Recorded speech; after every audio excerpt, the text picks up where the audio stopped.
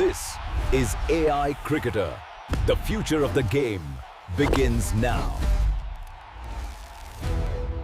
Rajasthan Royals के लिए 2025 का सीजन सिर्फ खराब नहीं था, वो एक तरह से टीम के लिए एक बहुत बड़ा झटका था। बिल्कुल, 9वें नंबर पर फिनिश करना और फिर जो हुआ वो तो शायद ही किसी ने सोचा होगा।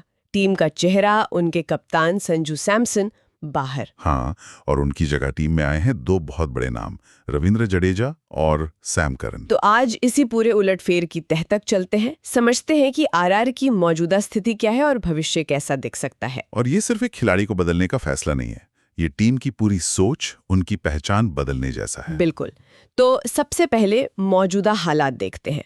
पर्स में है सिर्फ 16.05 करोड़ और 9 खिलाड़ियों की जगह भरनी है। ये सुनने में ही बहुत मुश्किल लगता है। तो क्या ये सिर्फ एक खराब सीजन का नतीजा है या कहानी कुछ और गहरी है? कहानी बहुत गहरी है।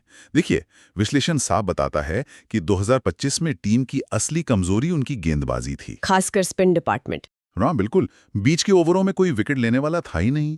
तो ये नीलामी सिर्फ जगह भरने के लिए नहीं है, ये टीम की टूटी हुई नींव को फिर से जोड़ने के लिए है। तो अगर नींव ही कमजोर है और पैसे भी कम हैं, तो नीलामी में पहली ईंट कहाँ रखनी चाहिए? सबसे बड़ी जरूरत क्या है?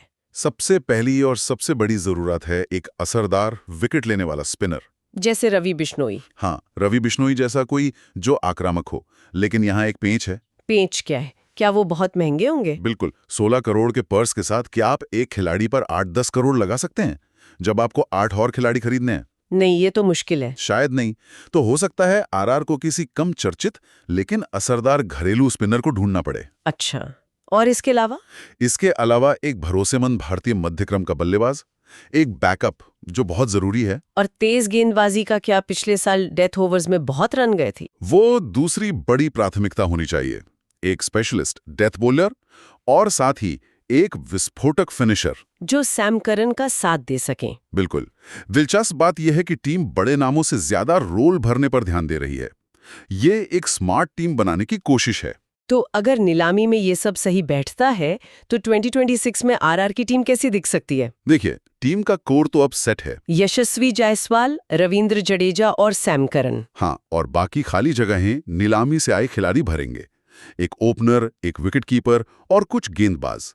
लेकिन असली सवाल खिलाड़ियों के नाम का नहीं है। तो फिर किस चीज का है? असली सवाल है संतुलन, मानसिकता और टीम वर्क का।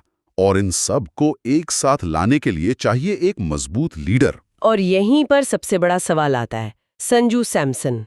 वो सिर्फ कप्तान नहीं थे, वो टीम की पहचान थे। बिल्कुल। उनके जाने के बाद ये जिम्मेदारी कौन उठाएगा? क्या रविंद्र जडेजा को कप्तानी दी जाएगी? और यही इस पूरी रणनीति का सबसे बड़ा दाव है। क्या जडेजा, जो हमेशा दूसरे कप्तानों के अंडर खेले हैं, इस टीम को जोड़ पाएंगे? वो एक शानदार खिलाड़ी है, इसमें कोई शक नहीं। कोई शक नहीं। लेकिन कप्तानी का दबाव बिल्कुल अलग होता है, खासकर तब जब आप एक ऐसे खिलाड़ी की जगह ले रहे हैं जिसे फैंस आज भी चाहते हैं। तो मतलब कुल मिलाकर बात यह है कि अगर आरआर ने नीलामी में समझदारी से अपनी कमियों को भरा तो वो 2026 में प्लेऑफ की दौड़ में मजबूती से वापसी कर सकते हैं। ये टीम के लिए एक नई शुरुआत है। बिल्कुल। और इसी के साथ हम एक सोचने वाला सवाल छोड़ जाते हैं। संजू सैमसन की विरासत को पीछे छोड़कर क्या रविंद्र जडेजा सिर्फ एक महंगे ऑलराउंडर बनकर रह जाएंगे, या वो सच में एक ऐसे लीडर बनेंगे जो राजस्थान रॉयल्स को एक नई पहचान और जीत की आदत दे सकें? इस टीम का पूरा भविष्य शायद इसी एक सवाल के जवाब पर टिका है।